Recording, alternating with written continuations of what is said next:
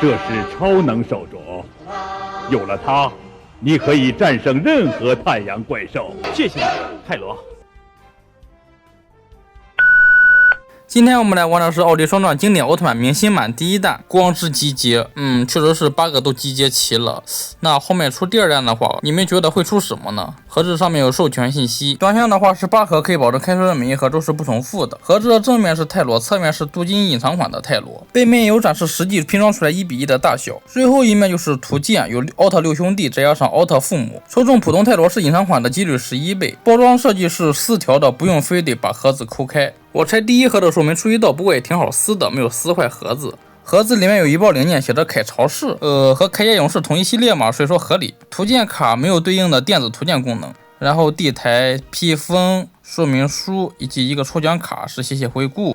我好像第1盒就知道没有中隐藏款了，中再来1盒是1/16的几率。好的，我们直接开拼。眼睛是透明件分件，而且还预涂装好了，窥视孔细节好评。身体的设计呢就是正常积木人的素体，不过胸部里面没有积木框架。整体的结构简单，但我感觉它是为了可动牺牲了造型，所以简化了关键分件，但可能更好。仅用了1个多小时就拼完了。我们就先从泰罗看起吧。这一弹的配置呢，每个角色都有一个地台，然后奥特父母呢是1个配件，其他的奥特兄弟都是2个配件。我们就不把它放在展示台上转圈圈了，因为它背后呢是完全透色的。主体上无有的细节呢就是膝盖、胳膊肘以及胸灯的凸起。头雕方面，因为眼睛的透明件没有打底色嘛，所以说看着是很暗淡的。如果按我以前的思路在里面涂成白色的话，我先替大家试一下，可以放弃了，因为呢它这你不涂的话是外星人那味儿整挺好。会发红是因为后脑勺是红色的嘛，所以透过黄色透明件是这么一个效果。而我们在中间涂了一层白色打底的话，之所以显得很恐怖，就是因为它这个透明件太厚了，你涂不到这么一大段距离呢，就是它的厚度。它整个头雕的涂装分色都是做的蛮不错的，还有窥视孔涂装。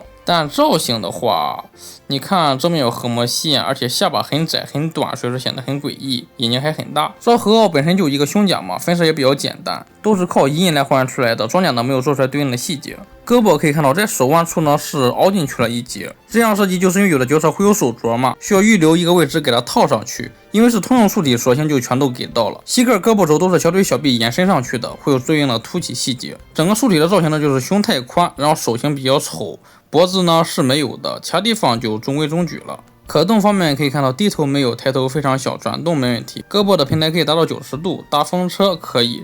肩膀是双段球形关节连接的，所以说延拉幅度不错。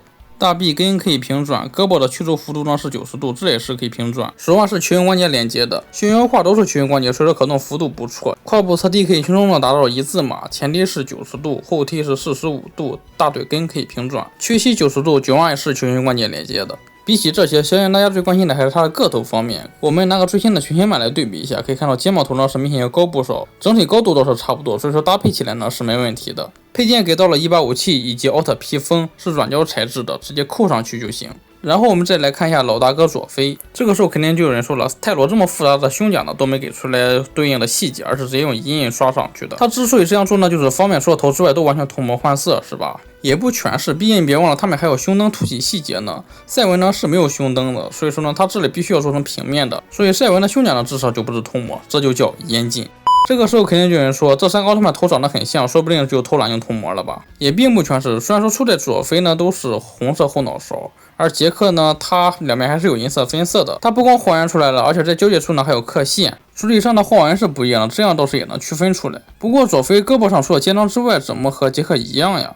佐菲的配件有披风以及 M87 光线，出的有4派胸母光线以及8分光轮，光轮做的比脸要大很多。杰克给到了2个长矛，是有做出来分色的好评。赛文捆绑了他的另一个武器是没有分色的，有点遗憾。看来奥迪也是会玩梗的，故意捆绑这么一个配件。他的另一个配件呢就是极速光线，对，没错，和4派修姆是长得完全没有区别的，也是靠一个 C 型扣连接的。你但凡做成黄色的也行啊，至少还还原一些。S 比起泰罗眼靠中间，它的才靠2侧了，而且配件呢没有给光线，它明明是光线网，却给了一把刀以及一个披风。还好他们是通用素体嘛，所以说可以用其他角色的特效键。估计大家也能猜得出来，奥姆是同素体，所以说呢是男人的身体，还梳着双马尾，这是男人中的战斗机。比起6兄弟呢，这老夫妇有个问题，就是看他们身上的银印呢，无论是胸甲、胳膊还是腿部，只要是银印呢，都是做的像金属橙色，和身上的红色橙色呢色差很大，应该是做成一样的才对。奥夫的配件就是一个奥特哑铃，欧姆的配件竟然又是捆绑给杰克的奥特盾牌，龟曼这待遇实在是太好了，他自己就有2个配件，还有其他2个角色捆绑给他了。就这样，10厘米级别的吉姆人呢，终于迎来了8个最经典的昭和奥特曼，可喜可贺，可喜可贺。